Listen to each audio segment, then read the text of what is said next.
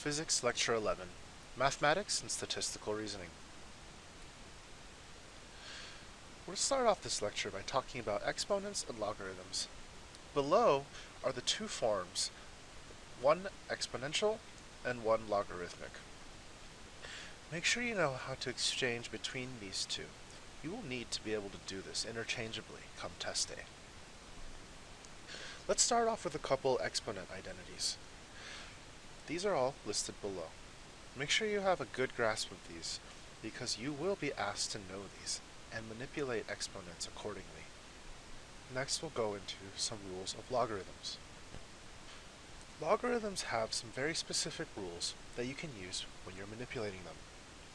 What do you think is going to be a very classic logarithmic example you're going to see on the MCAT?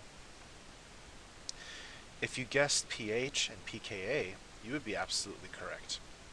When it comes time to do some of those topics and subjects on general chemistry, you will be able to manipulate those logarithms to make the math a little bit easier. Take note of that. You can save yourself a lot of trouble on the test. Estimation. When you're estimating values on the MCAT, the first thing you need to consider is how close are my answers? If your answer choices are within very close proximity to each other, it's probably safe to assume you shouldn't estimate. However, if they're a decent amount apart, you can probably get away with some estimations. When it comes time to estimate square roots, you use increments of 10 and scientific notation first and foremost. And you can also approximate using known perfect squares. So, for example, a couple perfect squares that I'm sure you're aware of are root 4 and root 9. But this can go on and on. For example, root 16, root 25, and so on. You can use these values to approximate where a square root is going to fall in between. So, for example, if I have a value that is root 17 or root 18, I can say that's close to root 16, so it's likely going to be a little bit more than 4. When it comes to estimating logarithms, you're going to have to be able to do so. Now, make sure that you note that you will not have a calculator on the MCAT, so you can't punch the logarithm into a calculator.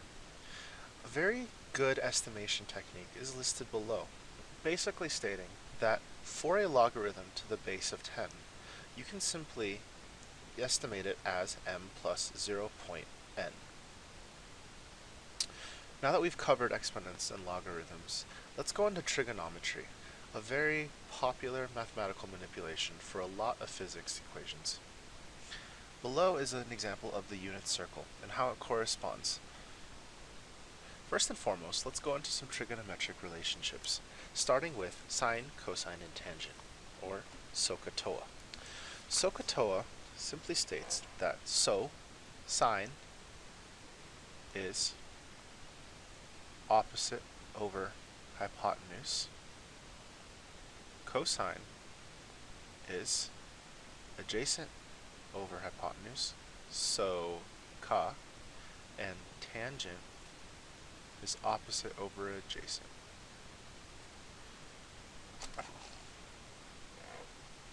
So we have SOHCAHTOA.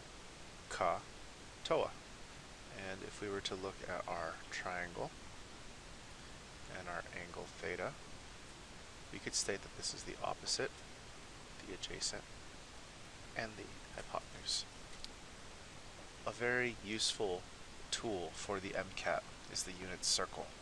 I'm sure many of you are loath to see this again, and are probably a little bit concerned at how much you're going to have to memorize. But really, you only have to memorize the first quadrant. Let's go into some simplifications in the next slide. So I've got our unit circle listed in the upper left as an example, but really you only have to know the first quadrant. Let's talk about that. So if I were to have my first quadrant, and there's 3 ticks we have to note. This is pi over 2, or 90 degrees, and this is 0 or 2 pi, depending on how you want to state it. Remember that radians, to convert from degrees to radians, you have to multiply by pi over 180. And to convert from radians to degrees, you multiply by 180 over pi, or the reciprocal.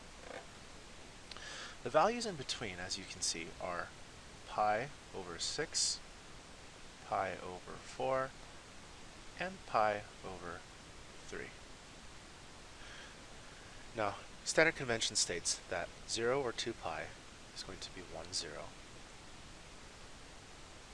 and pi over 2 is going to be 0, 1. What about the three values in between?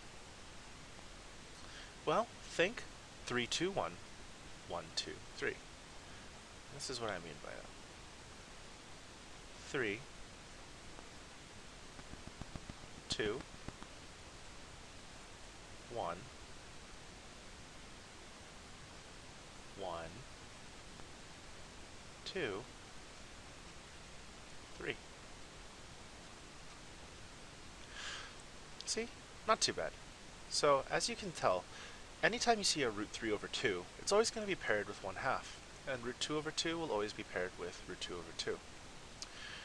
So, if you know these rules, you can create this portion of the unit circle.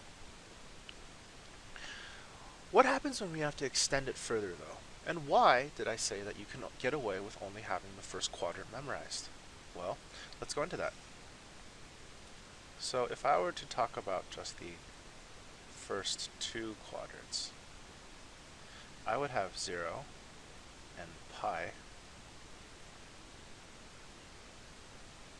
over 2, and then these subsequent values that I listed. So pi over 6, pi over 4, and pi over 3. How would I then get these three values? Well, if you can visualize this with me, you're basically taking this quadrant and sliding it over.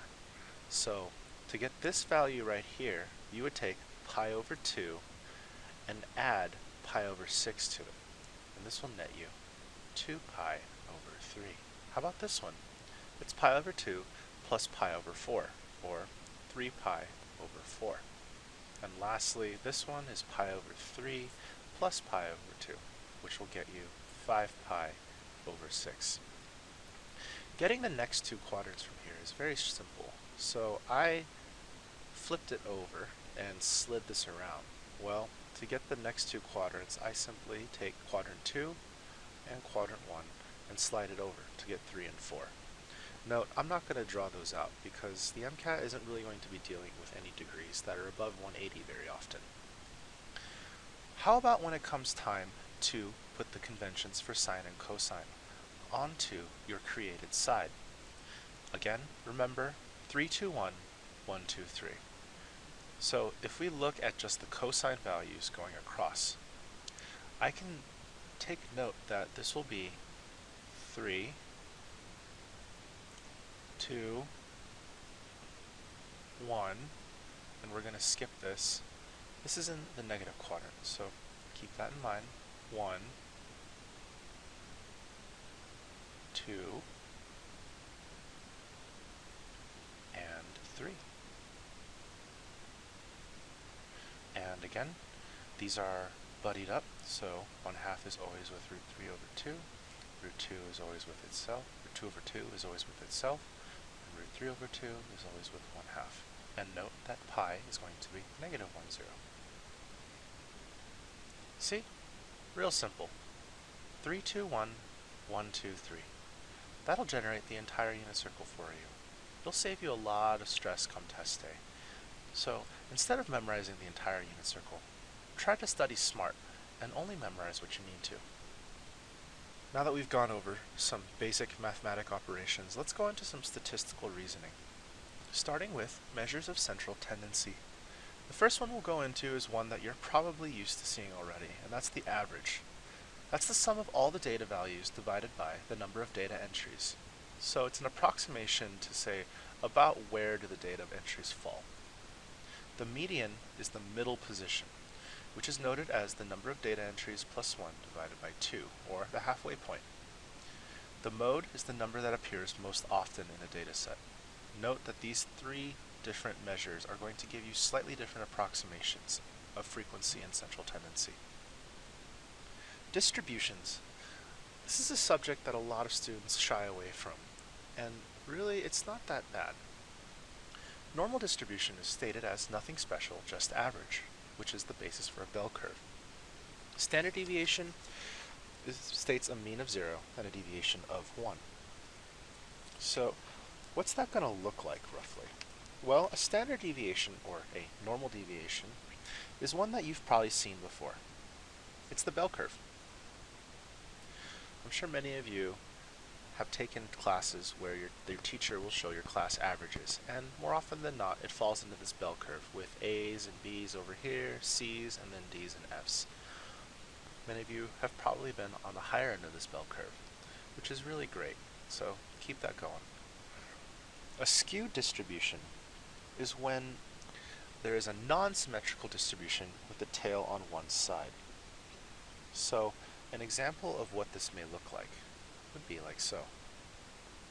So there could potentially be something where you have two distribution patterns with two different mean, medians, and modes. This could result in a negative skewed distribution and a positively skewed distribution. Just note what this means and what it's going to do to your average. A skewed distribution is stating that there are two central tendencies, whereas a standard deviation is showing an aggregate and a total holistic distribution standard. Bimodal distribution is when there are two or more peaks. So an example would be like this. This is stating that the trend is with two peaks, and there's a valley in between. This is again stating that one peak may be slightly higher than the other, but the presence of two peaks does not discount a distribution. That's just stating that there is a concentration between two different areas. For skewed distributions and bimodal distributions, it may be valuable to just separate it and try to get standard distributions for the two trends. Speaking of measures of distribution, let's go into that briefly, starting with range. This is the difference between the largest and the smallest value, basically stating what sort of values are in your range. I asterisked interquartile range and standard deviation. These are listed and they might be given to you in a statistical analysis, but they're not often tested directly mathematically. So we're not going to go too far into it.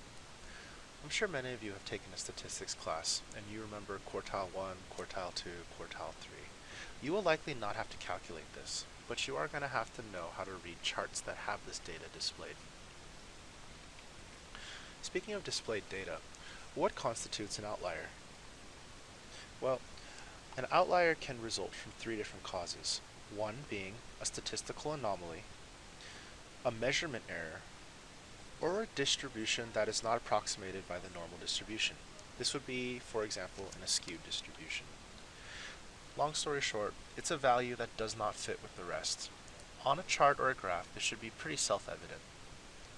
Speaking of charts and graphs, let's talk about that briefly. The types of charts you'll commonly see on the MCAT are pie charts and circle charts, bars and histograms, box plots, and maps. Graphs will include linear, parabolic, semilog, and log-log. You need to know how to read these because a lot of the passages will be providing experimental data that will show these sorts of graphs and charts. Knowing how to read these will be important. One thing I would like to note, though, is that many students are not familiar with semilog and log-log distribution charts and graphs. It might be in your best interest to take a good look at those and know how to read them, especially when it comes to topics such as pH and pKa. They are often displayed in semilog and log-log forms because it provides a linear relationship rather than the exponential ones that you commonly see with these functions.